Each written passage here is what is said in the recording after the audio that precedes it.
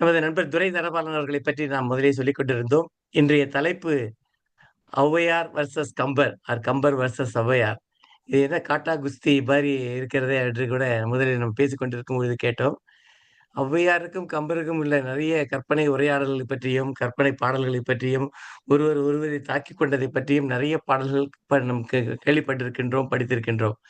இதைப் பற்றி பேசுவதற்கு மிகவும் இலக்கியத்தில் நகைச்சுவை என்று சொல்வதற்கு இந்த பாடல்களை எல்லாம் நாம் அடிக்கடி எடுத்துக்காட்டாக காட்டுவோம். அவற்றையெல்லாம் விளக்கமாக கூறுவதற்காக நமது துரை தனபாலன் அவர்கள் வந்திருக்கின்றார்கள். துரை தனபாலனை பற்றி சொல்லும்பொழுது, நான் ஒரு திருக்குறளில் ஒரு அத்தாரிட்டி என்று தான் சொல்ல வேண்டும். திருக்குறளில் குறிப்பாக காமத்துப்பாலை பற்றி ஒரு அழகான புத்தகம் எழுதியிருக்கிறார். நமது குவிகம் மேடையிலும் அந்த காமத்துப்பாலை பற்றி விளக்கமாக கூறியிருக்கின்றார். அதில் உள்ள இலக்கிய நயங்கள் நிச்சயமாக நாம் நிறைய பாடல்கள் படிக்கிறோம், எடுத்துக்காட்டுகள் சொல்லுகின்றோம். ஆனால் காமத்து பாடல்கள் வரும் பாடல்களில் உள்ள இலக்கிய சுவையும், காதல் சுவையும் நிச்சயமாக இப்போ வர மத்த இலக்கியங்கள் கூட அந்த அளவுக்கு கிடையாது.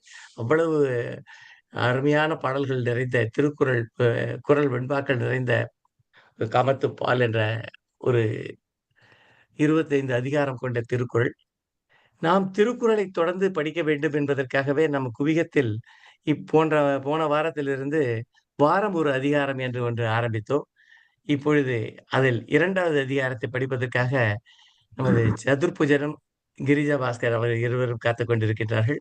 முதலில் அந்த நிகழ்ச்சியை தொடர்ந்து ஆரம்பித்துவிட்டு, அதற்கு பிறகு துரை தனபாலனை கம்பர் வர்சஸ் ஔவையாரை பத்தி பேசுவதற்காக அழைக்கலாம். சதுர்புஜன், கிரிஜா பாஸ்கர். வான் சிறப்பு. வான் நின்று உலகம் வழங்கி வருதலால் தான் அமிழ்தம் என்றுணரற் பாற்று. மழை பெய்ய உலகம் வாழ்ந்து வருவதால் மழையானது உலகத்து வாழும் உயிர்களுக்கு அமிழ்தம் என்று உணரத்தக்கதாகும். துப்பார்க்கு துப்பாய துப்பாக்கி துப்பார்க்கு துப்பாய தூவும் மழை. உண்பவர்க்கு தக்க உணவுப் பொருட்களை விளைவித்து தருவதோடு பருகுவாருக்கு தானும் ஒரு உணவாக இருப்பது மழையாகும். விண்ணின்று பொய்ப்பின் விரிநீர் வியனுலகத்து உள்நின்று உடற்றும் பசி. மழை பெய்யாமல் பொய்ப்படுமானால் கடல் சூழ்ந்த அகன்ற உலகமாக இருந்தும் பசி உள்ளே நிலைத்து நின்று உயிர்களை வருத்தும். ஏரின் உழவர் புயலென்னும் வாரி வளங்குன்றிக் கால். மழை என்றும் வருவாய் வளம் குன்றிவிட்டால் உழவரும் ஏற்கொண்டு உழமாட்டார். கெடுப்பதூவும் கெட்டார்க்குச் சார்வாய் மற்றாங்கே எடுப்பதூவும் எல்லாம் மழை. பெய்யாமல் வாழ்வை கெடுக்க வல்லதும் மழை. மழை இல்லாமல் வளம் கெட்டு நொந்தவருக்கு துணையாய் அவ்வாறே காக்க வல்லதும் மழையாகும். விசும்பின் துளிவீழி நல்லால் மற்றாங்கே பசும்புல் தலைகாண்பதரிது. வானத்திலிருந்து மழை துளி வீழ்ந்தால் அல்லாமல் உலகத்தில் ஓர் அறிவு உயிராகிய பசும் புல்லின் தலையையும் காண முடியாது. நெடுங்கடலும் தன் நீர்மை குன்றும் தடிந்தெழிலி தான் நல்காதாகிவிடின். மேகம் கடலிலிருந்து நீரை கொண்டு அதனிடத்திலே பெய்யாமல் விடுமானால் பெரிய கடலும் தன் வளம் குன்றி போகும். சிறப்பொடு பூசனை செல்லாது வானம் வரக்கு மேல் வானோர்க்கும் ஈண்டு. மழை பெய்யாமல் போகுமானால் இவ்வுலகத்தில் வானோர்க்காக நடக்கும் திருவிழாவும் நடைபெறாது, நாள் வழிபாடும் நடைபெறாது. தானம் தவம் இரண்டும் தங்கா வியனுலகம் வானம் வழங்காதெனின். மழை பெய்யவில்லையானால் இந்த பெரிய உலகத்தில் பிறர் பொருட்டு செய்யும் தானமும் தம் பொருட்டு செய்யும் தவமும் இல்லையாகும். நீரின்றி அமையாது உலகு எனின் யார் யார்க்கு வானின்று அமையாது ஒழுக்கு. எப்படிப்பட்டவர்க்கும் நீர் இல்லாமல் உலக வாழ்க்கை நடைபெறாது என்றால் மழை இல்லையால் ஒழுக்கமும் நிலைபெறாமல் போகும். நன்றி. நன்றி சதுர்புஜன், கிரிஜா மேடம் 2 பேருக்கும். இன்றைய நிகழ்வை தொடர்ந்து நாம் எடுத்துச் செல்லலாம். துரை தனபால் அவர்கள். வணக்கம். தாயே தமிழே தனிப்பெரும் மொழியே, நீயே எங்கள் வாழ்வின் ஒளியே, ஓயாதென்றும் உன் புகழ் பாட சேயன் நாவில் சேர்ந்திருப்பாயே என்று தமிழ்த்தாயை வணங்கி போற்றுகிறேன். இந்த இனிய மாலை பொழுதில் ஓர் இலக்கிய உரை ஆற்றும் நல்வாய்ப்பினை நல்கிய குவிகம் இரட்டையர் SSR கிருபாசார் இருவருக்கும் எனது நன்றி கலந்த வணக்கத்தை தெரிவித்துக் கொள்கிறேன். மற்றும் நம் குவிகம் இலக்கிய குழுவின் அன்பு உள்ளங்கள் அனைவருக்கும் அன்பார்ந்த வணக்கம். இன்றைய எனது பேச்சான கம்பர் வெர்சஸ் ஔவையார் என்னும் தலைப்பில் அமைக்கப்பட்டுள்ள பேச்சானது நமக்கு கிடைத்துள்ள ஔவையாரின் தனிப்பாடல்கள் சிலவற்றின் அடிப்படையில் கற்பனை கலந்து ஒரு கதை போல அமைக்கப்பட்ட பேச்சாகும்.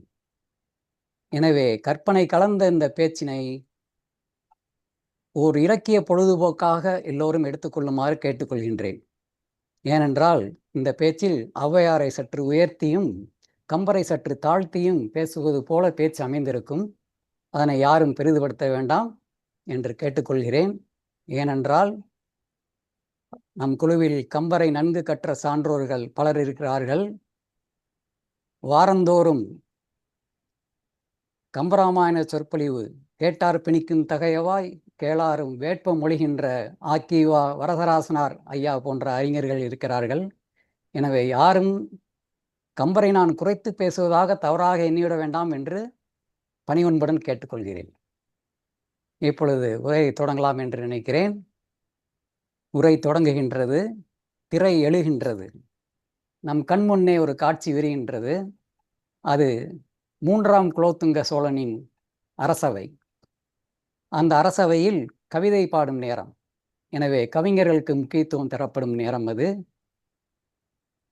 ஓர் உயர்ந்த சிம்மாசனத்தில் குலோத்துங்க சோழன் அமர்ந்திருக்கிறான். அவனுக்கு அடுத்தபடியாக அரசவை கவிஞர் கம்பர் பட்டாடைகள் உடுத்தி அணிமணிகள் பூண்டு மிடுக்காக அமர்ந்திருக்கிறார். அவருக்கு அருகே அவரது துதி பாடும் குட்டி புலவர்கள் சிலர் எப்போதுமே இருப்பார்கள். அவர்கள் இப்போதும் இருக்கிறார்கள். சற்று தள்ளி குலோத்துங்க மன்னனின் ஆசிரியர் என்று போற்றப்படும் ஒட்டக்கூத்தர் இருக்கிறார், ஜெயங்கொண்டார் இருக்கிறார், புகழேந்தி இருக்கிறார், நம் அருந்தமிழ் மூதாட்டி ஔவையாரும் இருக்கிறார். ஆக இப்படி ஒரு சூழ்நிலையில் முதலில் ஒரு புலவர் எழுந்து தான் இயற்றிய பாடலை அவையில் பாடுகின்றார். அந்த பாடல் மிக மிக அருமையாக இருக்கிறது. உடனே எல்லோரும் கரவொலி எழுப்புகின்றார்கள், பாராட்டுகின்றார்கள். மன்னனும் அந்த புலவரை பாராட்டி பரிசில்கள் வழங்குகின்றான்.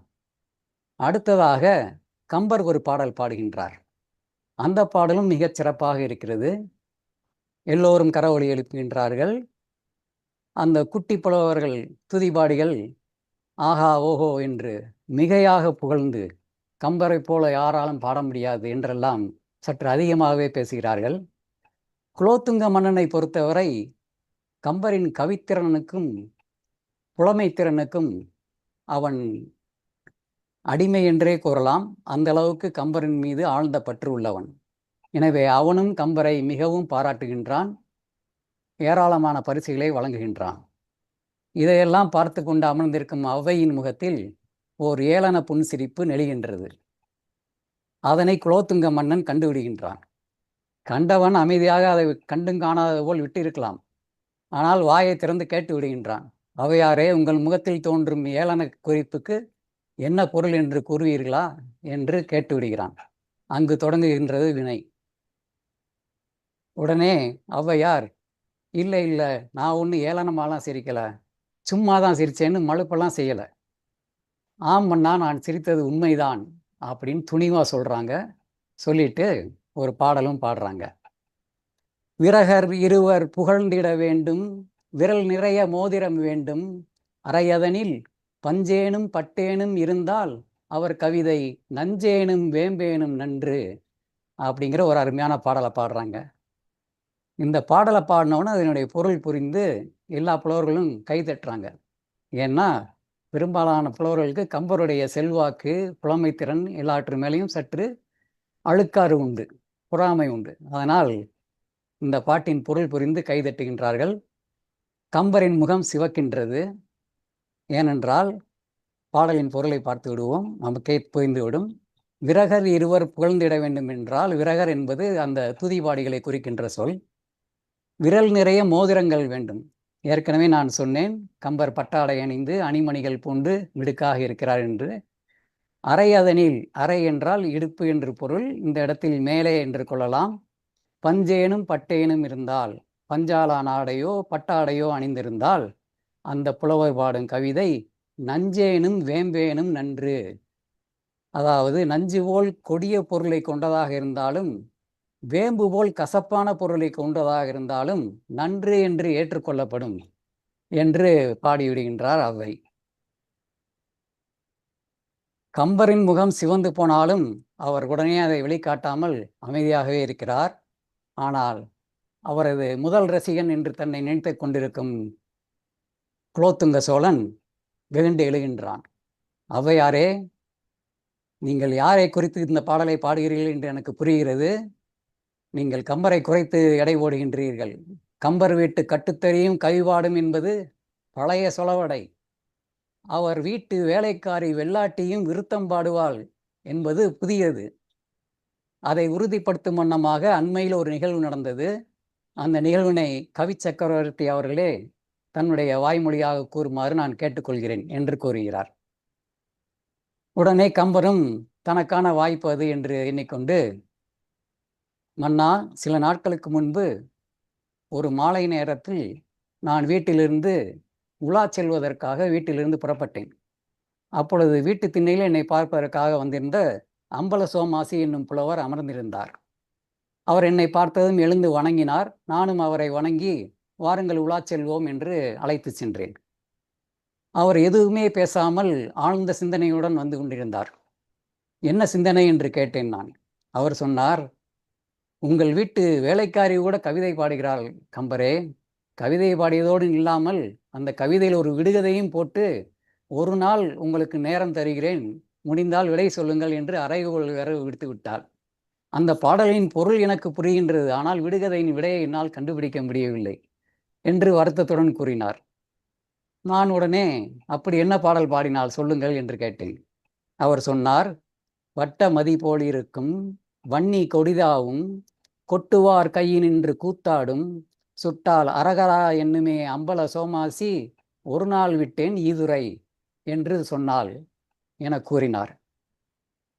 நான் உடனே பாடலின் பொருளை புரிந்து கொண்டு, இந்த பாடலை அவள் கூறும்போது என்ன செய்து கொண்டிருந்தாள் என்று கேட்டேன். அவர் சொன்னார், அவள் ஒரு ஓரத்தில் அமர்ந்து பசுஞ்சாணத்தை உருட்டி வரட்டி தட்டி கொண்டிருந்தாள் என்று கூறினார். நான் சிரித்து கொண்டே, இந்த விடுதலைக்கான விடையும் வரட்டிதான் என்று கூறினேன். அப்படியே திகைத்து நின்று விட்டார் அந்த புலவர். ஒரு கணம் சிந்தித்து பார்த்துவிட்டு, ஆகா, இந்த எளிமையான விடை எனக்கு அந்நேரத்தில் தோன்றாமல் போய்விட்டதே என்று நாணி வெட்கமுற்றார். இதுதான் நடந்தது மன்னா என்று கூறிவிடுகிறார் கம்பர். உடனே இதை சொல்லிவிட்டு, பார்த்தீர்களா அவையே, கம்பர் வீட்டு வேலைக்காரி கூட கவிதை பாடுகின்றாள். அப்படி என்றால் கம்பர் எந்த அளவுக்கு வல்லமை வாய்ந்தவர் என்பதை தெரிந்து கொள்ளுங்கள் என்று கூறுகிறார். முதலில் பாடலின் பொருளை பார்த்து விடுவோம். அதற்கு முன்பு இந்த வரட்டி தட்டும் கலையை பற்றி ஒரு சில சொற்கள் சொல்ல விரும்புகின்றேன். நாமெல்லாம் சிறு வயதில் இருக்கும் பொழுது பார்த்திருப்போம். அந்த காலத்தில் பெண்கள் எல்லாம் பசுஞ்சாணத்தை திரட்டி கையில் எடுத்து உருட்டி அதை தட்டையாக தட்டி, தப்பி என்று சொல்வார்கள், தப்பி அதை அப்படியே அதன் மீது நெல் உமியை தூவி பின்பு கையில் அதை தட்டி தட்டி வட்டமாக கொண்டு வருவார்கள். அது வட்ட வடிவத்திற்கு வந்தவுடன் சுவரில் ஒட்டி வைத்து விடுவார்கள். இதுதான் வரட்டி தட்டும் கலையானது. ஆக இப்பொழுது பாடலை பார்த்தோம் என்றால் எளிதில் விளங்கிவிடும். வட்ட மதி போல் இருக்கும், பார்ப்பதற்கு வட்டமாக நிலவை போல் இருக்கும். வன்னி கொடிதாவும், வன்னி என்றால் நெருப்பு என்ற பொருள். நெருப்பில் வைத்தால் நெருப்பு கொடியை போல் இதன் மீது தாவி பற்றி படரும், நன்கு எரியும். கொட்டுவார் கையினின்று கூத்தாடும், உருட்டி தட்டி வட்ட வடிவத்திற்கு கொண்டு வரும்போது அந்த சாணம் சுற்றி சுழன்று வருவது பார்ப்பதற்கு நடனம் போல் இருக்கும். சுட்டால் அரகரா என்னுமே, வரட்டியை அடுப்பில் வைத்து சுட்டால் அது சாம்பலாகிவிடும்.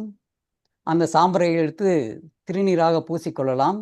பூசும் பொழுது அரகரா என்று சொல்லி கொண்டு பூசுவார்கள். அதைத்தான் அரகரா என்னுமே அம்பல சோமாசி ஒரு நாள் விட்டேன் ஈதுரை என்று அவள் கூறியிருக்கிறாள். இதுதான் அந்த பாடலின் பொருள். உடனே பாருங்கள், இப்பேற்பட்ட திறமை அந்த வேலைக்காரிக்கே வந்திருக்கிறது என்றால் கம்பரின் கவி வல்லமை எப்படிப்பட்டது என்று தெரிந்து கொள்ளுங்கள் என்று எக்காலமாக கூறுகின்றான் சோழ மன்னன். உடனே அவை அசராமல், மன்னா, புறநானூற்றில் கணியன் பூங்குன்றன் பாடிய பாடலை மறந்துவிட்டு பேசுகிறீர்கள். ஒன்றில் பெரியார் ஒன்றில் சிறியார், ஒன்றில் சிறியார் ஒன்றில் பெரியார், பெரியோரை வியத்தலும் இளமே, சிறியோரை இகழ்தல் அதனினும் இளமே என்று அழகாக அவர் பாடியிருக்கிறார். நானும் ஒரு பாடல் கூறுகிறேன், கேளுங்கள் என்று சொல்லி இந்த பாடலை சொல்கின்றார். வான்குருவியின் கூடு வல்லறக்கு தொல்கரையான், தேன் சிலந்தி யாவருக்கும் செய்யறிதால், யாம் பெரிதும் வல்லோமே என்று வலிமை சொல்ல வேண்டாம் கான், எல்லாருக்கும் ஒவ்வொன்று எளிது என்று அழகான ஒரு பாடலை பாடுகின்றார். உடனே எல்லோரும் கரவொலி எழுப்புகின்றார்கள். பாடலின் பொருளை பார்த்து விடுவோம். வான்குருவி என்பது இந்த இடத்தில் தூக்கணாங்குருவியை குறிக்கின்றது. தூக்கணாங்குருவியின் கூடை நாம் எல்லோரும் பார்த்திருப்போம். நல்ல கலைநயத்துடன் அழகாக புற்களால் வேய்ந்து உயர்ந்த மரங்களில் அது தொங்கிக் கொண்டிருக்கும். அவ்வாறு தொங்கிக் கொண்டிருக்கும் கூட்டின் அடிப்பாகம் திறந்திருக்கும். அதற்கு மூடி எதுவும் இருக்காது. அந்த திறப்பின் வழியாகத்தான் குருவி உள்ளே போகும், வெளியே வரும். அப்படி அடிப்பாகம் திறந்திருக்கும் கூட்டுக்குள்ளே தான் குருவி முட்டையிட்டு குஞ்சு பொரிக்கும். ஆனால் அந்த முட்டை ஒருபோதும் கீழே உருண்டு விழுவதில்லை. அந்த அளவுக்கு நுட்பமாக குருவி கூட்டை அமைத்திருக்கும். அந்த வல்லமை தூக்கணாங்குருவிக்கு மட்டும்தான் இருக்கிறது, வேறு உயிரினங்களுக்கு கிடையாது. அதே போல வல்ல அரக்கு என்பது அரக்கு பூச்சி என்று சொல்லப்படும் ஒரு வகை எறும்பை குறிக்கின்றது. அது தன்னுடைய வாயிலிருந்து சுரக்கும் உமிழ்நீரை, மெழுகு போன்ற ஒரு பொருளை மரக்கிளைகளின் மீது அப்படியே பூசிக்கொண்டே செல்லும். அது காற்றுப்பட்டவுடன் இறுகி அரக்கு போல ஆகிவிடும். அதை கூடு போல பயன்படுத்தி கொள்ளும் அந்த எறும்புகள். ஆக அப்படி ஒரு கூட்டம் அமைக்கும் வல்லமை அந்த எறும்புகளுக்குத்தான் உண்டு, வேறு உயிரினங்களுக்கு கிடையாது. தொல்கரையான், கரையான் புற்றை நாம் பார்த்திருக்கிறோம். நன்கு உயரமாக கூம்பு வடிவத்தில் உறுதியாக, இடம் இருந்தால் சற்று கிளைகள் எல்லாம் பரப்பி நிறைய இருக்கும். அந்த புற்றுகளுக்குள் சிறு சிறு அறைகள் இருக்கும். மொத்தமாக அந்த புற்றுகளுக்குள் ஒரு கரையான் சமூகமே இருக்கும். அந்த புற்றுகளின் உறுதி, அழகு இதையெல்லாம் பார்த்து நாகப்பாம்புகள் கூட அதற்குள் சென்று குடியிருக்கும். அதைத்தான் கரையான் புற்றெடுக்க கருநாகம் குடி புகுந்தார் போல் என்று சொல்லுவார்கள். அத்தகைய புற்றினை அமைக்கும் ஆற்றல் அந்த கரையான்களுக்குத்தான் இருக்கிறது, வேறு உயிரினங்களுக்கு கிடையாது. அடுத்தது தேனி. தேன் கூட்டை நாம் பார்த்திருக்கிறோம். அதுவும் உயர்ந்த மரக்கிளைகளில் அல்லது மலை உச்சிகளில் தொங்கிக் கொண்டிருக்கும். அதற்குள்ளும் அறுகோண வடிவில் ஏராளமான அறைகள் இருக்கும். அந்த அறைகளுக்கும் கதவுகள் இருக்காது. ஆனால் அந்த அறைகளில்தான் திரவ வடிவில் இருக்கும் தேனை அவை சேமித்து வைக்கும். அந்த தேன் ஒரு துளி கூட கீழே சிந்தாது. அத்தகைய சிறப்பான கூட்டை அவை அமைக்கின்றன. இறுதியாக சிலந்தியின் வலையும் நாம் பார்த்திருக்கிறோம். மிக நேர்த்தியாக பின்னப்பட்டிருக்கும். அதில் அமரும் பூச்சிகள் அதில் உள்ள பசை போன்ற பொருளால் ஒட்டி கொண்டு மாட்டிக்கொள்ளும். உடனே சிலந்தி அந்த வலையிலே நடந்து சென்று அந்த பூச்சியை எடுத்து உண்டு விடும். ஆனால் சிலந்தியின் கால்கள் பசையில் ஒட்டுவதில்லை. அதற்கு ஏற்றாற்போல் அந்த வலையில் இடமிட்டு அது பின்னி இருக்கும். ஆக அந்தந்த உயிரினங்களுக்கு என்று ஒரு ஆற்றல் இருக்கின்றது. அந்த வல்லமை மற்ற உயிரினங்களுக்கு கிடையாது. அதனால் யாம் பெரிதும் வல்லோமே என்று வலிமை சொல்ல வேண்டாம் கான், தான் வல்லவன் என்று யாருமே பெருமை பேசக்கூடாது. ஏனென்றால் எல்லாருக்கும் ஒவ்வொன்று எளிது என்று பாடுகின்றார் ஔவை. அதேபோல் கம்பர் விருத்தப்பா பாடுவதில் வல்லவர்தான், இல்லை என்று சொல்லவில்லை, ஏற்றுக்கொள்கிறேன். அதே நேரத்தில் வெண்பா பாடுவதில் புகழேந்தி வல்லவர், பரணி பாடுவதில் ஜெயங்கொண்டார் வல்லவர், உலா பாடல்கள் பாடுவதில் ஒட்டக்கூத்தர் வல்லவர். எனவே கம்பர்தான் வல்லவர், வல்லமை பொருந்தியவர் என்று சொல்வது ஏற்புடையதன்று என்று ஆணித்தரமாக பேசுகின்றார் ஔவையார். இந்த அருமையான விளக்கத்தை கேட்டவுடனாவது சோழ மன்னன் சுதாரித்திருக்க வேண்டும். ஔவையார் ஃபுல் ஸ்விங்கில் இருக்கிறார், நாம் என்ன சொன்னாலும் அது அடிபட்டு விடும் என்று புரிந்து கொண்டிருக்க வேண்டும். ஆனால் அவன் புரிந்து கொள்ளவில்லை. எனவே மேலும் பேசிக்கொண்டே செல்கின்றான். கம்பர் ஒரு பிறவி கவிஞர் தெரியுமா உங்களுக்கு? அவருக்கு ஈடு இணை எவருமே கிடையாது என்று சொல்கின்றான். என்று சொல்லி ஒரு பந்தை போடுகின்றான். அதையும் அடித்து சிக்ஸருக்கு தூக்குகின்றார் ஔவை. சித்திரமும் கைப்பழக்கம் செந்தமிழும் நாப்பழக்கம் வைத்ததொரு கல்வி மனப்பழக்கம் நித்தம் நடையும் நடைப்பழக்கம் நட்பும் தயையும் கொடையும் பிறவி குணம் என்ற அழகான பாடலை பாடுகின்றார். அதன் பொருளையும் பார்த்து விடுவோம். நாம் எல்லாரும் அறிந்த பாடல்தான் இது. சித்திரமும் கைப்பழக்கம் என்றால் ஓவியக்கலை. நாம் நாள்தோறும் வரைந்து வரைந்து பழகினால் நம் கைவசப்பட்டு விடும். செந்தமிழும் நாப்பழக்கம், நல்ல தமிழை நாள்தோறும் பேசிக்கொண்டே பாடிக்கொண்டே இருந்தோம் என்றால் நாளடைவில் தமிழ் நமது நாவிற்கு பழகிவிடும்.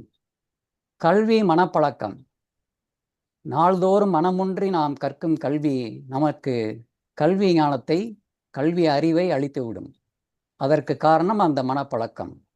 நித்தம் நடையும் நடைப்பழக்கம், இந்த இடத்தில் நடை என்பது நடந்து செல்வதையோ நடைப்பயிற்சியோ குறிப்பதல்ல. ஒழுக்கம் ஒழுங்கு என்ற பொருளில் நடை என்ற சொல் கையாளப்பட்டிருக்கிறது. அதாவது எந்த ஒரு பழக்கத்தையும் நாம் கை கொள்ள வேண்டும் என்றால் அதனை ஒழுங்காக நாள்தோறும் பயிற்சி செய்து கொண்டே இருந்தோம் என்றால் அந்த பழக்கமானது நாளடைவில் நம் வழக்கங்களில் ஒன்றாக மாறிவிடும். எடுத்துக்காட்டாக அதிகாலையில் 5 மணிக்கு எழ வேண்டும் என்று நாம் எண்ணினால் அலாரம் வைத்து கொண்டு படுக்கலாம். 5 மணிக்கு அலாரம் அடித்தவுடன் எழுந்து விடுவோம். இந்த பழக்கத்தை நாள்தோறும் செய்து கொண்டே வந்தால், ஒழுங்காக நாள்தோறும் செய்து கொண்டே வந்தால் சில நாட்களில் அலாரம் அடிப்பதற்கு முன்பே நாம் எழுந்து விடுவோம். அந்த பழக்கம் நம்முடைய வழக்கங்களில் ஒன்றாகிவிடும். ஆக இதுதான் இயல்பு. மற்றபடி பிறவி குணம் என்பது ஒரு சில குணங்கள் மட்டும்தான். நட்பு, எல்லோரிடம் நட்புடன் பழகுவது, தயை, எளியவர்களிடம் இரக்கத்துடன் பழகுவது, கொடை, இல்லாதோருக்கு அள்ளி கொடுப்பது, இவை பிறவியிலேயே ஒருவருக்கு வர வேண்டும். பழக்கத்தின் மூலமாகவோ பயிற்சியின் மூலமாகவோ வருவதில்லை என்று தெளிவாக எடுத்துரைக்கிறார் ஔவை. உடனே எல்லோரும் கரவொலி எழுப்புகின்றார்கள். இந்த இடத்திலாவது சோழ மன்னன் சுதாரித்து அமைதியாக இருந்திருக்க வேண்டும். ஆனால் பேசிக்கொண்டே இருக்கின்றான். இந்த நீதிமன்றங்களில் சில வழக்கறிஞர்கள் சமயத்தில் தன்னுடைய கட்சி மிகவும் பலவீனமாகிக் கொண்டே போகிறது என்று புரிந்து கொண்டால் நோ கொஸ்டின்ஸ் என்று சொல்லி உட்கார்ந்து விடுவார்கள். அதுதான் சரியான நடைமுறையும் கூட. அது தெரியாத சில வழக்கறிஞர்கள் தொடர்ந்து பேசிக்கொண்டே இருப்பார்கள். அவர்கள் பேசுவதன் மூலம் எதிர்க்கட்சிக்காரருக்கு தங்களை அறியாமே பாயிண்ட் கொடுத்து கொண்டு இருப்பார்கள். அதை போல சோழ மன்னனும் இங்கே பேசிக்கொண்டே இருக்கின்றான். ஔவையாரே, கம்பர் ஒரு கல்வி கடல். ஒரே காப்பியத்தில் 10,000 பாடல்களுக்கு மேல் எழுதியவர். அந்த திறன் வேறு எவருக்கேனும் வருமா என்று பெருமிதமாக கேட்கின்றான். அதற்கும் ஔவையார் சிரித்துக்கொண்டே ஒரு பாடல் சொல்கின்றார். காணாமல் வேணதெல்லாம் கத்தலாம், கற்றோர் முன் கோணாமல் வாய் திறக்க கூடாதே, நாணாமல் பேச்சு பேச்சென்னும் பெரும்பூனை வந்தக்கால் கீச்சு கீச்சென்னும் கிளி என்ற அழகான பாடலை நகைச்சுவை கலந்து பாடுகின்றார். முதலில் பொருளை பார்த்து விடலாம். காணாமல் வேணதெல்லாம் கத்தலாம். கற்றறிந்த சான்றோர் இல்லாத இடத்தில் யார் வேண்டுமானாலும் என்ன வேண்டுமானாலும் சத்தமாக பேசலாம். ஆனால் கற்றோர் முன் கோணாமல் வாய் திறக்க கூடாதே, அடக்கமின்றி வாய் திறந்து பேசக்கூடாது.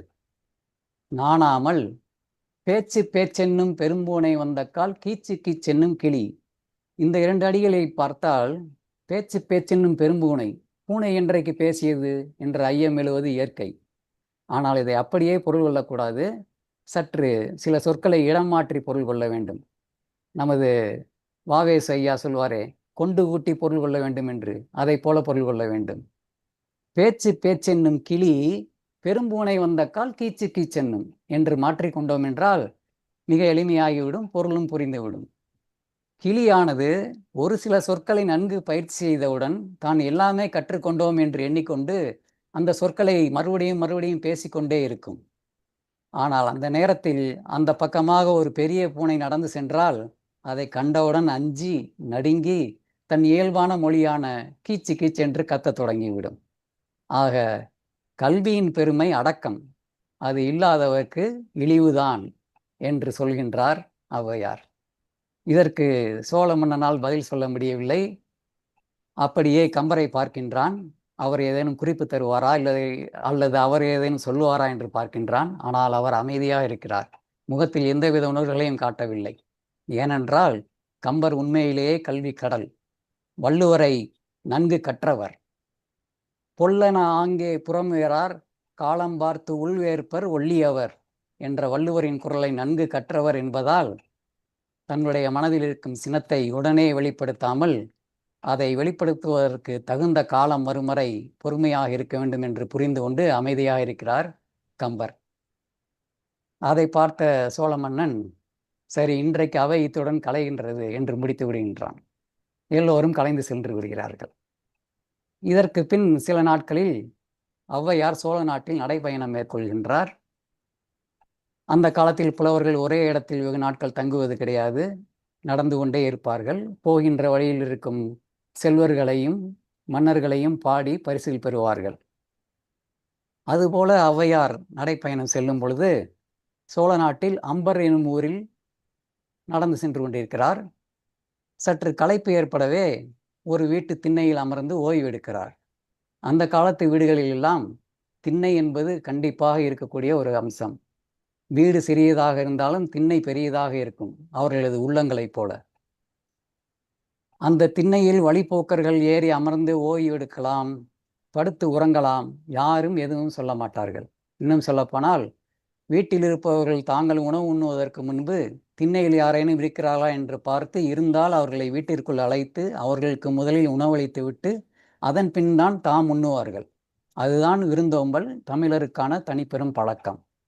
ஆனால் இன்று நாம் உறவினர்களை மட்டுமே தான் விருந்தினர்கள் என்று சொல்கின்றோம். அந்த அளவுக்கு நிலைமை மாறிவிட்டது. அதற்கு பல காரணங்களும் உண்டு.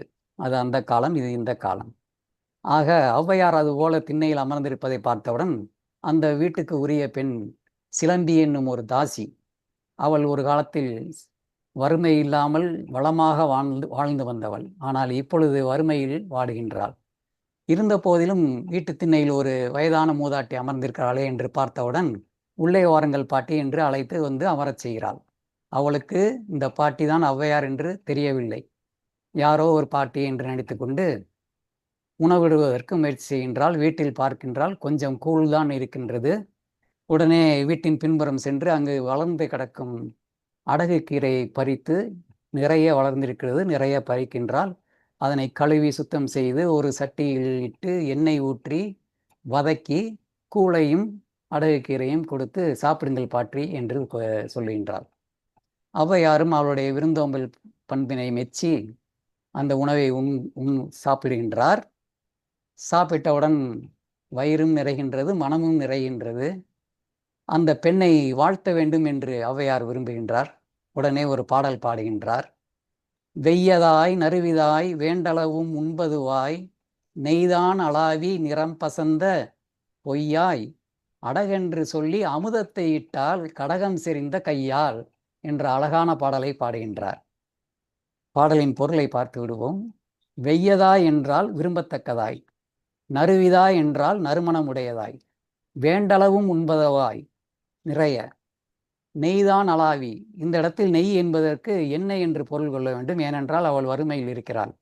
நெய் ஊற்றி நிறம் பசந்த பசுமை மாறாத அந்த கீரையை பொய்யாய் அடகென்று சொல்லி அமுதத்தை இட்டாள், அடகு கீரை என்று சொல்லி அமுதத்தையே படைத்தாள் கடகம் செறிந்த கையால், வளையல் அணிந்த கையால் என்று பாடுகின்றார் ஔவை. உடனே அந்த பெண் வியப்பின் உச்சிக்கே சென்று, பாட்டி நீங்கள் பாடல்கள் இயற்றக்கூடியவரா என்று வியப்புடன் கேட்கிறார். ஆமாம், நான் தான் ஔவையார் என்று தன்னை பற்றி சொல்லுகின்றார் ஔவையார். உடனே அப்படியென்றால் என்னுடைய மனக்குறையை நீங்கள் தான் தீர்க்க வேண்டும், உங்களால் தான் தீர்க்க முடியும் என்று கூறிக்கொண்டு தன் வீட்டு சுவரில் கரியால் எழுதப்பட்ட 2 அடிகளை காட்டுகின்றார். ஔவையார் அதனை வாசித்து பார்க்கின்றார். தண்ணீரும் காவிரியே தார்வேந்தன் சோழனே மன்னாவதும் சோழ மண்டலமே என்று மட்டும் அங்கே எழுதப்பட்டிருக்கிறது. அதாவது ஒரு வெண்பாவின் பாதி மட்டும்தான் அங்கே இருக்கின்றது. இதை எழுதியது யார் என்று கேட்கின்றார் ஔவை. உடனே சிலம்பி அழுது கொண்டே சொல்கிறாள், பாட்டி இதை எழுதியது கம்பர். நான் முன்பு ஓரளவு செல்வ நிலையில்தான் இருந்தேன். இருந்தாலும் பேராசை கொண்டு கம்பர் யாரையேனும் போற்றி பாடினால் அவர்கள் சீரும் சிறப்புமாக இருப்பார்கள் என்று எல்லோரும் சொன்னதனால் கம்பரை வேண்டி விரும்பி வரவழைத்து என்னுடைய சேமிப்பாக இருந்த 500 பொற்காசுகளையும் அவர் பாதங்களில் சமர்ப்பித்து என்னை போற்றி ஒரு பாட்டு பாடுங்கள் ஐயா என்று கேட்டேன். அதற்கு அவர், நான் ஒருவரை போற்றி பாட வேண்டுமென்றால் 1000 பொற்காசுகள் தர வேண்டும். ஆனால் நீ பாதி தொகைதான் கொடுத்திருக்கிறாய், அதனால் பாதி பாடல் தான் பாடுவேன் என்று சொல்லி கரியை எடுத்து 2 வரிகளை மட்டும் எழுதிவிட்டு சென்று விட்டார். நான் அன்றிலிருந்து மனம் உடைந்து அழுது புலம்பி என்னுடைய செல்வ நிலை நீங்கி வறுமையில் வாடிக்கொண்டிருக்கிறேன். நீங்கள் தான் என்னை காப்பாற்ற வேண்டும் என்று சொல்கிறாள். ஏன் சிலம்பி, இதை உள்ளூர் புலவர்கள் எவரையேனும் அழைத்து முழுமை செய்திருக்கலாமே என்று கேட்கின்றார் ஔவையார். அதற்கு அந்த பெண் சொல்கிறாள், முயற்சி செய்து பார்த்தேன் பாட்டி, ஆனால் இந்த பாடலை எழுதியது கம்பர்தான் என்று தெரிந்தவுடன் அவரை பகைத்து கொண்டு எங்களால் இருக்க முடியாது என்று சொல்லி எல்லோரும் பயந்து மறுத்து சென்று விட்டார்கள் என்று சொல்லி அழத் தொடங்குகின்றாள். உடனே, அழாதே பெண்ணே, நான் பாடுகிறேன் என்று சொல்லி அந்த கரியை வாங்கி, பெண்ணாவால் அம்பர் சிலம்பி அரவிந்த தாளணியும் செம்பர் சிலம்பே சிலம்பு என்று அழகாக எழுதி முடிக்கின்றார். இப்பொழுது பாடல் முழுமையாகிவிட்டது, மிகவும் அழகாகவும் ஆகிவிட்டது. பொருளையும் நாம் பார்த்து விடுவோம். தண்ணீரும் காவிரியே. இந்த இடத்தில் தண்ணீர் என்பது ஆறுகளை குறிக்கின்ற சொல். எனவே ஆறுகளில் சிறப்புடையது காவேரி. தார்வேந்தன் சோழனே. மூவேந்தர்களில் சிறப்புடையவன் சோழ மன்னன். மன்னாவதும் சோழ மண்டலமே. பாண்டிய நாடு, சேரநாடு இவற்றை விட சோழ நாடு சிறப்புடையது. அதுபோல பெண்ணாவாள், பெண்களில் சிறப்புடையவள் அம்பர் சிலம்பி.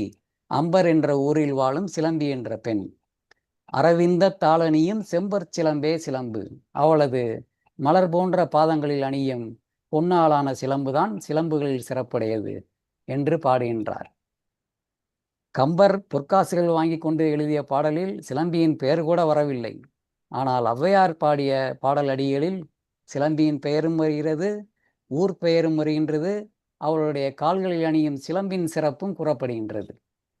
இந்த பாடலை கேட்டவுடன் அப்படியே அடியற்ற மரம் போல ஔவையாரின் பாதங்களில் வீழ்ந்து ஆனந்த கண்ணீர் பெருக்கி அபிஷேகம் செய்கின்றாள் சிலம்பி. உடனே ஔவையும், இனி உன் வாழ்வில் வளமே சூழும், வறுமை அகலும் என்று அவளை வாழ்த்திவிட்டு அங்கிருந்து புறப்பட்டு சென்று விடுகிறார். உடனே பரபரப்பான சிலம்பி வேகமாக வெளியே சென்று அக்கம் பக்கத்தில் இருப்பவர்கள் எல்லோரிடமும் கம்பர் அரைகுறையாக எழுதிய பாடலை ஔவையார் முழுமையாக்கி விட்டார், இனி என் வாழ்வில் வளம் சூழ்ந்துவிடும் என்று மகிழ்ச்சியாக சொல்கின்றாள். இந்த பேச்சு அப்படியே ஊரெல்லாம் பரவுகின்றது. ஊரை தாண்டி அரண்மனையையும் எட்டுகின்றது. கம்பரின் காதிலும் விழுகின்றது. உடனே அவர் சினத்தின் உச்சிக்கே செல்கின்றார். மற்ற புலவர்கள் எல்லாம் என் பாடல் என்று தெரிந்தவுடன் பயந்து ஒதுங்கி விட்டார்கள். இந்த மூதாட்டி கொஞ்சம் கூட பயப்படாமல் இப்படி பாடிவிட்டாரே என்று கோபப்படுகின்றார்.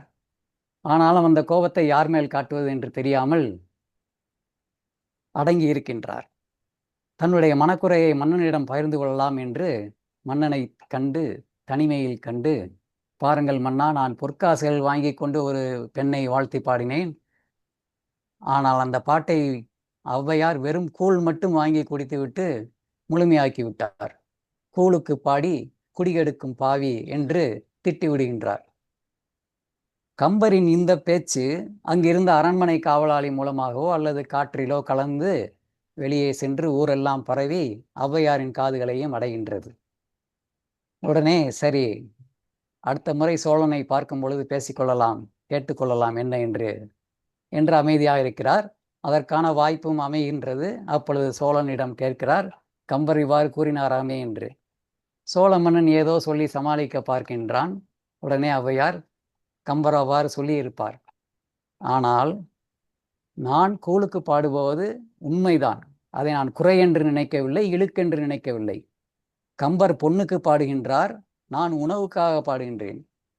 பொன் பெரிதா உணவு பெரிதா என்றால் உணவுதான் பெரிது.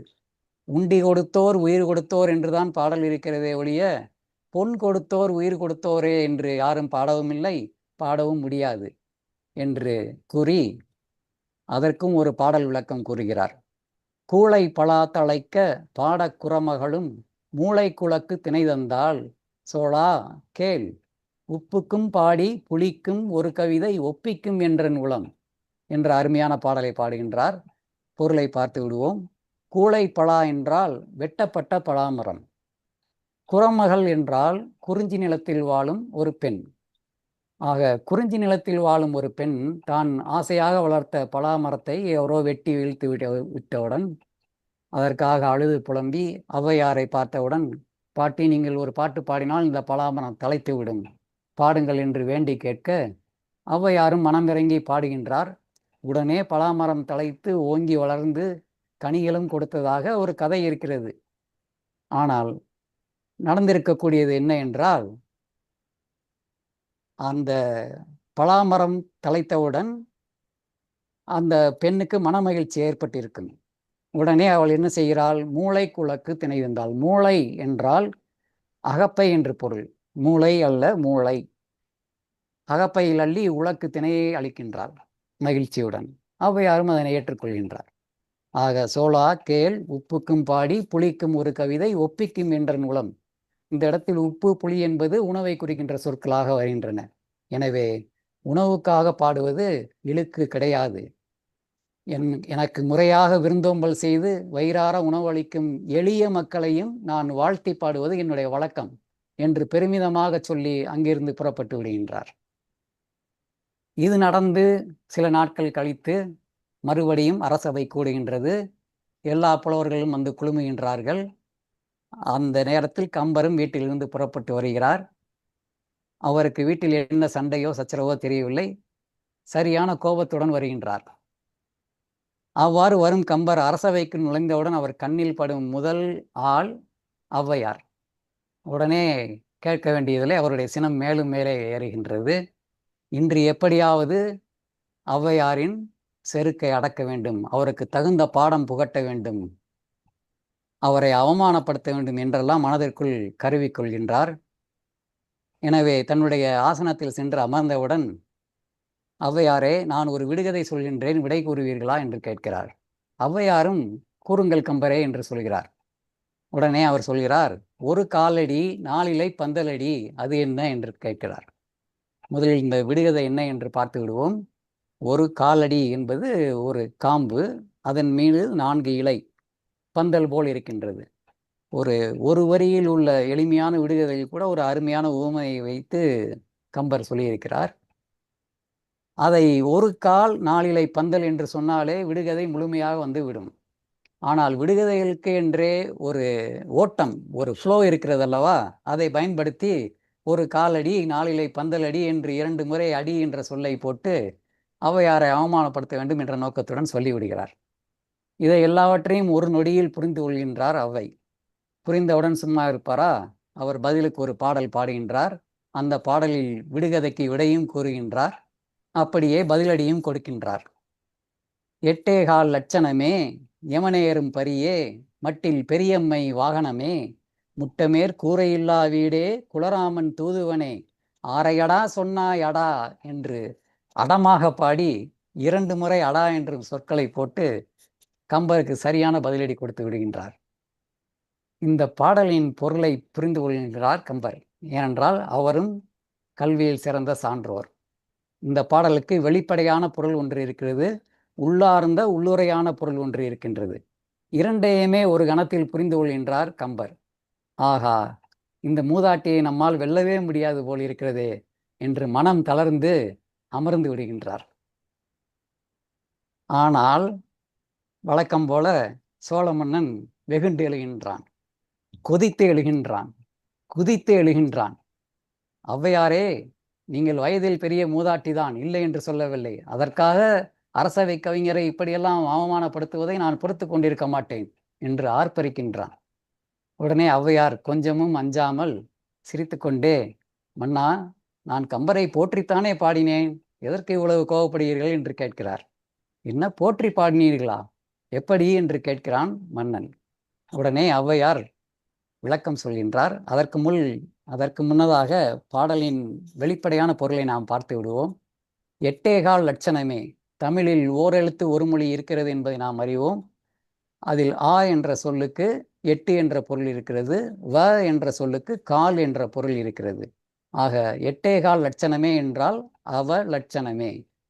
யமனேறும் பரியே, யமனேறும் பரி எருமை என்பதை நாம் அறிவோம். எனவே எருமையே என்கிறார். மட்டில் பெரியம்மை வாகனமே, பெரியம்மை என்றால் மூதேவியை குறிக்கும் சொல். பெரியம்மையின் வாகனம், மூதேவியின் வாகனம் கழுதை, கழுதையே என்கிறார். முட்டமேற் கூரை இல்லா வீடே, கூரை இல்லாத வீடு குட்டிச்சுவர், குட்டிச்சுவரே என்கிறார். குலராமன் தூதுவனே, ராமனின் தூதுவன் அனுமன், பிறப்பால் ஒரு குரங்கு, எனவே குரங்கே என்கிறார். இப்படியெல்லாம் கம்பரை விழித்து ஆரையடா சொன்னாயடா என்று விடையை கூறுகிறார் விடுகதைக்கு. இதுதான் வெளிப்படையான பொருள். ஆனால் கம்பரை நான் போற்றித்தானே பாடினேன், எதற்காக கோவப்படுகிறீர்கள் என்று கேட்டவுடன், போற்றி பாடினீர்களா, எப்படி என்று விளக்கம் கேட்கின்றான் மன்னன். உடனே அவை விளக்கம் சொல்கின்றார். 8 லட்சணமே என்றால் 8 கால் போட்டு நடக்கும் வலிமையான அழகனே என்று பொருள். யமனே என்றால் எம் இனத்தவனே, எம்மை சேர்ந்தவனே என்ற பொருள். நானும் புலவரினம், கம்பரும் புலவரினம், எனவே யமனே என்று கூறினேன். ஏறும் பரியே, பரி என்றால் செல்வம் என்று ஒரு பொருள் இருக்கிறது. ஏறும் பரியே என்றால் வளரும் செல்வமே என்று பொருள். மட்டில் பெரிய மை வாகனமே, மை என்றால் இளமை என்ற பொருள் இருக்கிறது. வாகன் என்றால் அழகன் என்ற பொருள் இருக்கிறது. ஆக மட்டுப்படாத மிகுந்த இளமை கொண்ட அழகனே என்று அவரை பாராட்டியிருக்கிறேன். முட்டமேற் கூரை இல்லா வீடே, வீட்டின் மேல் கூரை வேய்வது, ஓலை போடுவது, ஓடு போடுவது, அடுக்கு மாடி கட்டுவது எல்லாம் மண்ணுலக வழக்கம். விண்ணுலகில் இருக்கும் வீட்டுக்கு கூரை கிடையாது, வானமே கூரை. எனவே விண்ணுலக வீடே, வீடு பேரே, அதற்கு உரியவனே என்று அவரை நான் போற்றி இருக்கிறேன். குலராமன் தூதுவனே, ராமனின் தூதுவன் அனுமன், சொல்லின் செல்வன், பெரிய அறிஞன், வலிமையில் அவனுக்கு மிஞ்சியவர் எவரும் கிடையாது. எனவே இவ்வாறெல்லாம் அவரை போற்றித்தான் பாடியிருக்கிறேனே ஒழிய குறைத்து எதுவும் சொல்லவில்லையே என்று கேட்கிறார். இந்த விளக்கத்தை கேட்டு அப்படியே திகைத்து நின்று விடுகின்றான் சோழ மன்னன். இருந்தாலும் வழக்கம் போல விடாமல் அந்த கடைசி அடியில் ஆரையடா சொன்னாயடா என்று 2 முறை ஏன் அடா என்ற சொல்லை போட்டீர்கள், ஆரையை சொன்னாய் என்று கூட சொல்லியிருக்கலாமே என்று கேட்கிறான். அதற்கும் ஔவையார் சிரித்து கொண்டே விளக்கம் கூறுகிறார். ஆரை அடா, அந்த அடா என்ற சொல்லுக்கு அடுதல் என்றால் சமைத்தல் என்ற பொருள் இருக்கிறது. அடா என்றால் சமைக்காத என்ற பொருள். ஆக சமைக்காத ஆரையை சொன்னாய் என்று சொல்லுகிறேன். சமைக்காத ஆரைக்கீரை தான் ஒரு கால் நாளிலை பந்தல் போல் இருக்கும். சமைத்த கீரை அந்த வடிவத்தை எல்லாம் இழந்துவிடும். அதே போல் ஆரையை சொன்னாய் அடா என்ற அந்த இறுதியில் வரும் அடாவானது செய்யா எனும் வாய்பாடு வினையச்சம். அடா என்றால் அடக்கி என்ற பொருள். வள்ளுவர் கூட ஒரு குறளில் இந்த வாய்பாடை பயன்படுத்தி இருப்பார். கைவேல் களிற்றோடு போக்கி வருபவன் மெய்வேல் பரியானகும் என்று வரும். பரியானகும் என்றால் பறித்து சிரிப்பான் என்று பொருள்.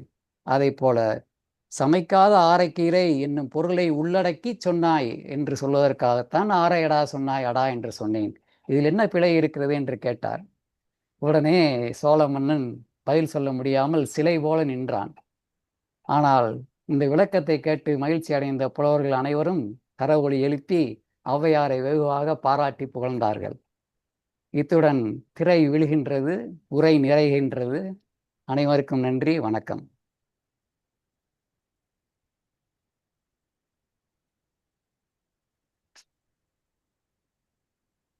இப்பொழுது இது குறித்து எதுவும் பேச விரும்புபவர்கள், கேள்வி எதுவும் கேட்க விரும்புபவர்கள் கேட்கலாம்.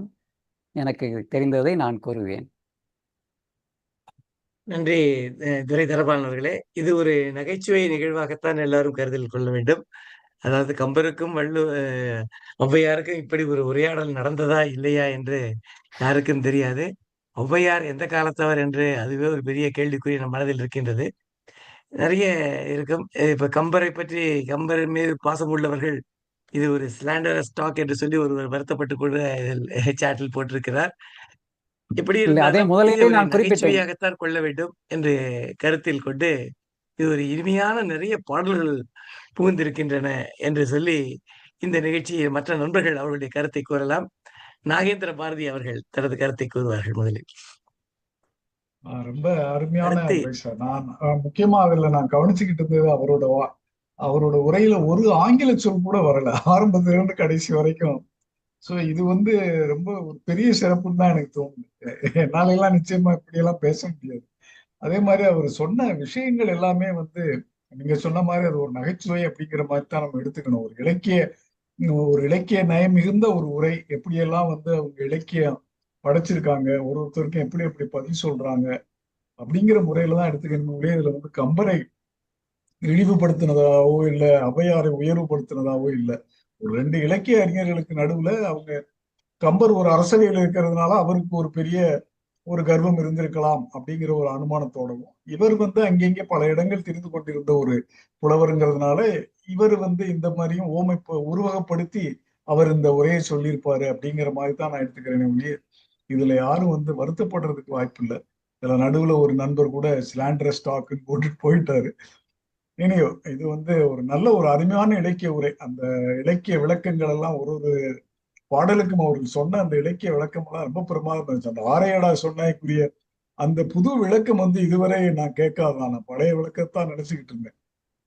ஆரை இப்படி விரிஞ்சு இருந்தா தான் அந்த மாதிரி எல்லாம் இருக்கும் அப்படின்னு சொன்னதெல்லாம் ஒரு புதுமையான, நான் இதுவரை கேட்டறியாத ஒரு விளக்கம். அந்த விதத்துல இது ஒரு மிக கற்றலின் கேட்டலே நன்றுங்கிற மாதிரி தான் நம்ம குரூப்ல எல்லாம் நான் போட்டிருந்தேன். அவர் குரலை, அவருடைய அந்த இலக்கிய உரையை கேட்க வாருங்க, கற்றலின் கேட்டலே நன்று. நிச்சயமா இந்த கேட்டல், இந்த செவிச்செல்வம், இந்த கேள்வி செல்வம் ரொம்ப உபயோகமா இருந்தது. ரொம்ப நன்றி சார், துரை தனபாலன் சார். நன்றி ஐயா, தமிழ்ல சொல்லி. நன்றி நாகேந்திர பாரதி அவர்களே. அடுத்து இந்திரநீலன் சுரேஷ், அதுக்கு அடுத்தது ராய செல்லப்பா. அனைவருக்கும் வணக்கம்.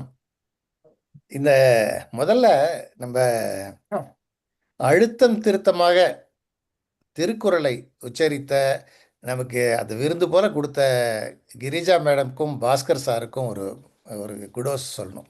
நிச்சயமாக ஒரு ஒரு ரீஜெனரேஷனாக இருந்தது இந்த ப்ரோக்ராம் ஆரம்பிக்கும் பொழுது. அதற்காக நன்றிகள்.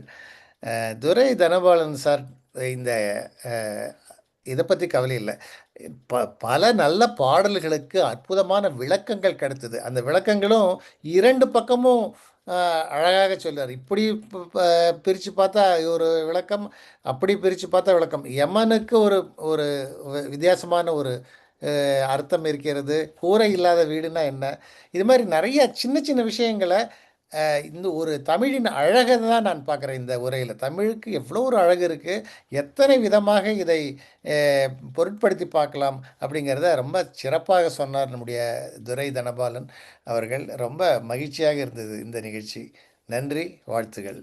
குவியத்துக்கு நன்றி. நன்றி. ராய செல்லப்பா சார், அதுக்கு அடுத்தது மதுவந்தி. வணக்கம். துரை தனபாலன் அவர்களுக்கு பாராட்டுதல்கள்.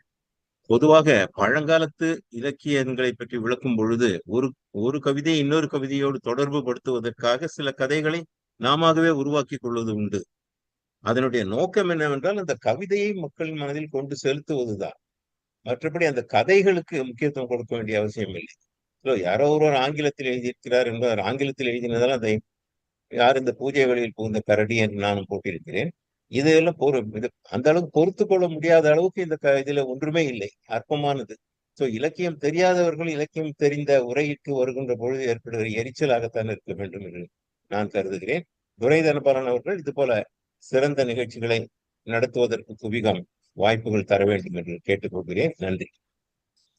நன்றி ராய செல்லப்பா. மதுவந்தி சார். மிக அருமையான உரை துரை தனபாலன். கேட்டுக்கிட்டே இருக்கலாம் போல இருக்கு. இந்த கதை இதுக்குள்ள முடிஞ்சிருச்சு அப்படின்னு தோணுது. கம்பர் வந்து இன்னும் கொஞ்சம் கோபத்தை இன்னும் கொஞ்சம் வச்சுட்டு அப்புறம் காமிச்சிட்டு போகிறேன், இங்கே இன்னொரு கதை எதாவது இருக்குமான்னு நீங்கள் தேடி கண்டுபிடிச்சி இந்த திரையை தூக்கி இன்னொரு அடுத்த பகுதி நீங்கள் எப்பயாவது சொல்லலாம்னு நினைக்கிறேன் நான். ரொம்ப அருமையான உரை. இது எப்படி எடுத்துக்கணுன்னா, ஒரு பதவியில் அரசவை கவிஞராக இருக்கிறதுனால அந்த ஒரு கர்வம், அந்த ஒரு செருக்கு இருந்து அதனால இந்த மாதிரி வந்திருக்கலாம் அப்படிங்கிற ஒரு சின்னமாக ஒரு ஒரு யூகம் கொடுக்குறாங்க. இந்த கதையிலேருந்து அப்படி தான் நம்ம எடுத்துக்கணும். எவ்வளோ மேலே போகிறோமோ அவ்வளோ பணிவு இருக்கணும், அவ்வைகிட்டேருந்து அதெல்லாம் கற்றுக்கணும் அப்படிங்கிற மாதிரியான ஒரு நீதி தான் இதுலேருந்து நான் எடுத்துக்கிறேன். ரொம்ப அருமையான உரை. வாழ்த்துக்கள். நன்றி. நன்றி மதுவந்தி அவர்களே. பானுமதி மேடம், பானு நடராஜ், உங்களுடைய கருத்தை சொல்ல முடியுமா? அடுத்தது இன்னொரு பானுமதி, அவங்களை கேட்கலாம். பானு நடராஜ்.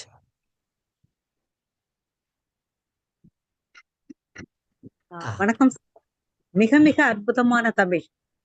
இன்ஃபேக்ட் இது இந்த மாதிரி கோக்கிறதுக்கு ஒரு தனி திறமை வேணும். ஒவ்வொரு கவிதையும் நம்ம தனித்தனியா எப்பயோ பார்த்திருப்போம், கேட்டிருப்போம். அதனுடைய உள்ளார்ந்த அர்த்தங்கள் சில சமயம் புரிஞ்சிருப்போம், சில சமயம் புரிஞ்சிருக்காது.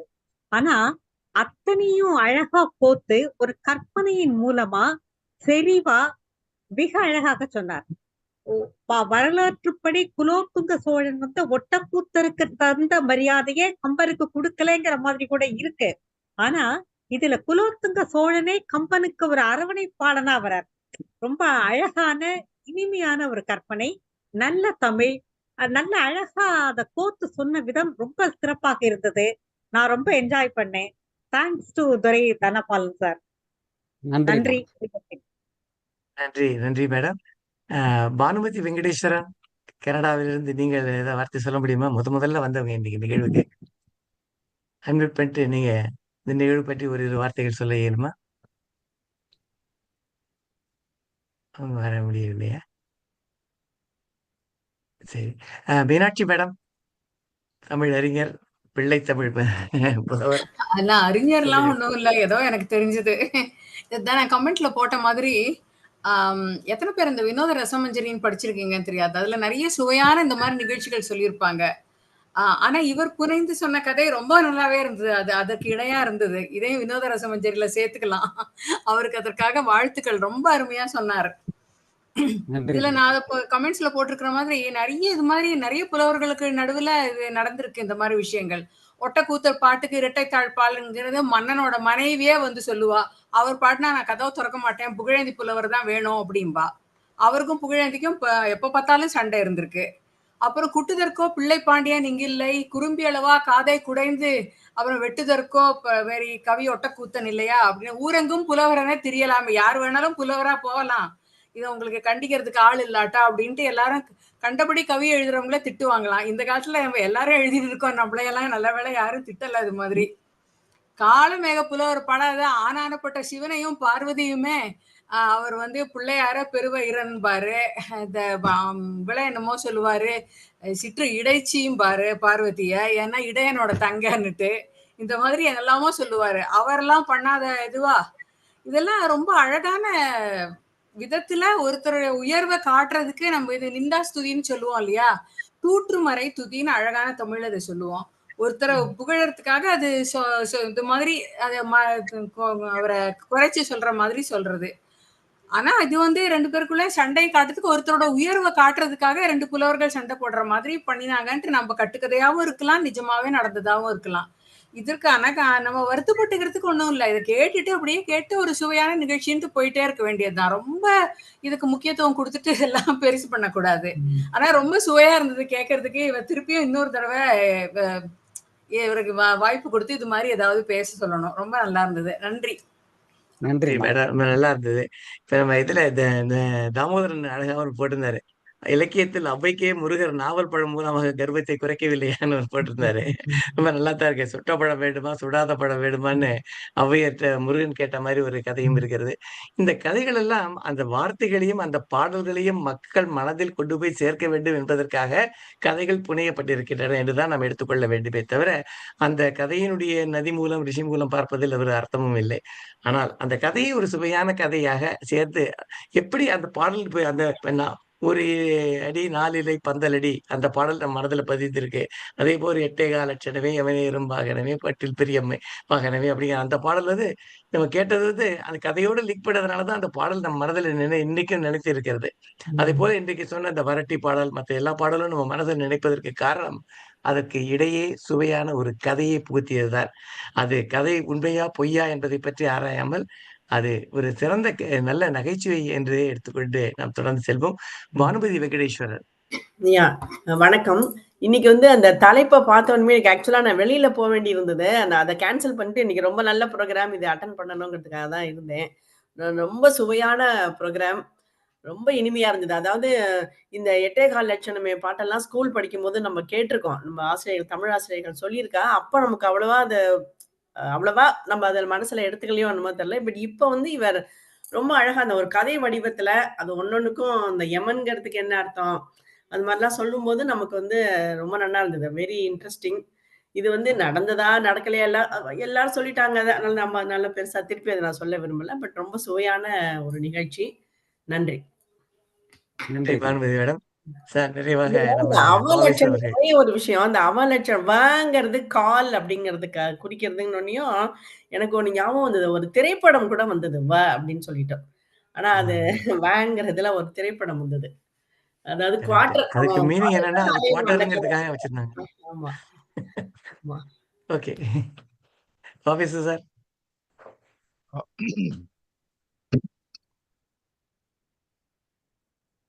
நான் என்ன சொல்ல 2-3 விஷயம் சொல்லணும் இன்னைக்கு. முதல்ல இருந்து ஆரம்பிக்கலாம். ஒன்று, தெரிய வேண்டும் என்பதற்காக தவறாக நினைக்கக்கூடாது. முதல்ல அந்த திருக்குறள் பற்றி ஒரு வார்த்தை நான் சொல்லணும். நண்பர் சதுர்புஜனிடம், அதாவது திருக்குறளை படிக்கும்போது, ஏன்னா பின்னாடி தொடர்ந்து நம்ம இன்னும் இப்போதான் 2வது அதிகாரத்தில் இருக்கோம். இதுக்கப்புறம் தொடர்ந்து படிக்கணும். எதுக்கு சொல்றேன்னா, இந்த அளபடை வரக்கூடிய இடத்துல வந்து அதை ப்ரொனவுன்ஸ் பண்ணக்கூடாது. துப்பாயதும் மழை, துப்பாய தூவும் மழை சொல்லக்கூடாது. கிட்டத்தட்ட 30-40 வருடங்களுக்கு முன்னாடி என்னோட டிவி நிகழ்ச்சியில் இதை பற்றி நான் சொல்லியிருக்கேன், நினைவு வருகிறது. துப்பாவதூ தூவும் அவ்வளோ, கெடுப்பதூவும் கிடையாது, கெடுப்பதும் கெட்டார்க்கு பின்பு நல்லது செய்வதும். அந்த அளபடை என்பதே எழுத்துக்கு இலக்கணமாக சொல்லக்கூடியதை ஒழிய அது ப்ரொனவுன்ஸ் பண்ணக்கூடாது என்பது தமிழ் இலக்கண மரபு. ஏன்னா இதை தொடர்ந்து அளபடையை வந்து குறளாசான் பல இடங்களில் பயன்படுத்துகிறார். அஃப்கோர்ஸ் அவருடைய ப்ரெசன்ஸ் அண்ட் ப்ரெசன்டேஷனை பற்றி நான் ஒன்றும் சொல்கிறதுக்கு இல்லை. தமிழ் பற்றி இந்த ஒரு விஷயம் இருக்கிறதுனால அதை தவறாக நினைக்க வேண்டாம். அது பிடிக்க வேண்டிய அந்த இலக்கண அமைதி அதுதான். துப்பார்க்கு துப்பா அந்த குரல்ல வந்து துப்பாயதும் கெடுப்பது ஊ வருது இல்லையா, அது மாதிரி வந்து பின்னாடி ஒரு ஆ ஒன்று வருது. அந்த ஆன்னு அந்த ஆ ஊ இதெல்லாம் அளபடை எங்கெல்லாம் வருகிறதோ அது எழுத்துல தான் இருக்கும், உச்சரிப்பு வராது. அதர்வைஸ் நம்ம குரல் வந்து அதிகாரத்தோட, அது முதல் அதிகாரம் சுந்தரராஜனுக்கு இருந்தது, இப்போ அடுத்த அதிகாரம் அவர் கொடுத்துருக்காங்க. எனவே அதிகாரத்தை கேள்வி கேட்டவன் நான் என்ற ஒரு இதில் இப்போ அடுத்த நேரம் போகிறேன் உள்ள. இது முக்கியமான செய்தி. முதல்ல என்னுடைய பாராட்டு, அவர் வந்து தனபாலை நான் நிறைய நேரம் பாராட்டி இருக்கிறேன், தனிப்பட்ட முறையிலும். அவருடைய திருக்குறள், அவருடைய நூலுக்கெல்லாம் நான் அணிந்துரை எழுதியிருக்கிறேன். மிக சிறப்பான பேச்சு. அதில் வந்து இந்த பொருள் பற்றி ஒன்று சொல்லணும். என்ன அப்படின்னா, இது முக்கியமான செய்தி. ஏன்னா இது வந்து கடைசி வரைக்கும் அதை எழுதிட்டு போயிடுறாங்க சில பேர். அது இல்லை, beyond all this conflicts and confusions, ஒரு காலகட்டத்தில் கவிஞர்கள் தனிப்பாடலாகத்தான் எழுதி கொண்டிருந்தார்கள். சங்ககால புலவனை பார்த்தால் அவன் ஆற்றுப்படை மூலமாக வள்ளலிடமிருந்து ஏதோ பெற வேண்டும் என்பதற்காக தான் எழுதினான். ஔவையாரும் அதைத்தான் செய்தார், கம்பனும் அதைத்தான் செய்தார். யாருக்கு யாரை பிடிக்கிறது ஒன்று. பாரி போன்ற ஒருவனை வந்து உலக தலைவன் என்று போற்றினார் ஔவையார், அன்பின் மிகுதியாக போற்றுகிறார். இது மாதிரி போற்று, அந்த காலத்துல இதுதான் வழக்கம். இந்த போற்றுதல் எங்க முடிந்தது என்று சொன்னால், ஔவைக்கு முருகனிடம் சென்று முடிந்தது. இவ்வளவு பெரிய அங்க போய் அவளுடைய Waterloo of every Napoleon had a Waterloo, அது மாதிரி வந்து அங்க போய் முடிஞ்சது முருகனுக்கு. மன்னவனே நீயோ வளநாடும் நின்னதோ, உன்னை நினைத்தோ நான் தமிழ் கற்றேன் என்று கம்பன் பேசுகிறான். உதறி தள்ளிட்டு போறான். இன்னும் கேட்டா இந்த கற்பனை எங்கே போக முடிய வேண்டும் என்று சொன்னால், இப்படி ஒற்றை சிறு பாடல்களிலே ஒன்றுக்கொன்று. இப்ப என்ன அவங்களுக்கு ஒரு பெரிய பிரச்சனைனா, சார் நீங்க ஒரே ஒரு நிமிஷம் தான் பேசணும் அப்படின்னா, அந்த ஒரு நிமிஷத்துக்குள்ள நான் என்னோட சர்க்கஸ் வித்தையெல்லாம் கத்த வித்தையை காத்தியானும். இது வந்து தனிப்பாடல் எழுதக்கூடிய கியூல நிற்கிறான் பரிசல் வாங்கக்கூடிய புலவன். ஒரு பாட்டுல அவனை வந்து இம்ப்ரெஸ் பண்ணணும், கண்டதெல்லாம் எழுதுவான், கண்டெல்லாம் எழுதி அது போயிடுது. இதை தாண்டி இருக்கக்கூடிய ஒரு நிலை இருக்கிறதே. கம்பன் அந்த அரசவையிலிருந்து வெளியே, 3ஆம் குலத்துங்க சோழனுடைய அரசவையிலிருந்து வெளியே வந்த பிறகுதான் ராமாயணம் எழுதினான். நீங்க நினைத்துக் கொள்ளுங்கள். கம்பனுக்கு இது புரிந்தது. தனிப்பாடல்களிலே தன்னுடைய திறமை நிற்காது. இந்த தனிப்பாடலாம் தாண்டி ஒரு காவியம் எழுதினால்தான் காலம்பூரா நிற்கலாம் என்பது கவிஞர்களுக்கு சொல்லக்கூடிய உண்மை. அந்த காரணத்துக்கு தான் அவன் எழுதுறான் ராமாயணம் என்று. இந்த கதையினுடைய போக்கு எப்படி போனோம், இப்படி ஒருத்தர் சண்டை போட்டவங்க, தனிப்பாடல் இருக்கக்கூடிய சண்டை. இப்போ ஒன்று சொல்றேன், கம்பன் வந்து அரசவை கவிஞன். இவனுக்கு 2 விதமான பீப்புள் தான் இருக்க முடியும். ஒன்று துதிபாதிகள், ஒன்று எதிர்பாடிகள். 2 பாடிகள் தான் இருக்க முடியும், நடுவில் இருக்க முடியாது. ஆனாலும் குற்றம் சொல்ல எதிர்த்து பேசக்கூடியவன் தானே நினைத்து பார்ப்பான் தனக்குள்ளே என்ன குறை என்று. அது தெரியும் போது கம்பன் ஒரு காவிய நாயகனாக மாறினான். ஒரு காவிய நாயகனை எடுத்து பாடினான். கம்பன் சக்கரவர்த்தியாக மாறிவிட்டான். அன்னை மூதாட்டியோ ஆண்டியாக போய்விட்டாள். அவள் இறைவனுடைய அருள் பெற்ற ஸ்தவச்செல்வியாக மாறிவிட்டாள். ஆகவே இந்த தனிப்பாடலிருந்து தனியே பிரிந்த போதுதான் அவர்களுக்கு கிடைத்ததுன்னு நாம் உணர வேண்டும். அது ஒரு முக்கியமான பாயிண்ட். இன்னொரு பாயிண்ட் என்ன அப்படின்னா, இன்றைக்கு கூட சொல்கிறேன், என்னுடைய பேராசிரியர்கள் குறிப்பிட்டிருக்கிறார்கள். பாரதியை வர நாம் பார்க்கிறோம். பாரதி ஏன் குயில் பாட்டு எழுதினான், பாரதி ஏன் பாஞ்சாலி சபதம் எழுதுகிறான் என்று கேட்டால், ஒவ்வொரு மிகச்சிறந்த கவிஞனும் ஒரு காவியம் பாட வேண்டும் என்ற ஆர்வத்தை சின்ன சின்ன கிடையாது. பாரதிதாசன் பாடியிருக்கிறான், காவியம் பாடியிருக்கிறான். சீசு செல்லப்பா அவர்கள் காந்தி காவியம் பாடினர். புதுக்கவியினுடைய தலை பிதாமகனாக விளங்கக்கூடிய சீசு செல்லப்பா அவர்கள் தன்னுடைய கவிஞனாக நிற்கக்கூடியவன் ஒரு காவியம் பாடவில்லை என்றால் கவிஞனாக ஆக மாட்டான் என்பது அந்த காலத்து வரலாறு. இன்றைக்கு எல்லாம் சின்ன சின்ன, நானும் இன்க்ளூடிங் பைசல், சின்ன சின்ன கவிதையை போட்டு ஒரு கவிதை நூல் கொண்டு வந்துட்டா இல்ல.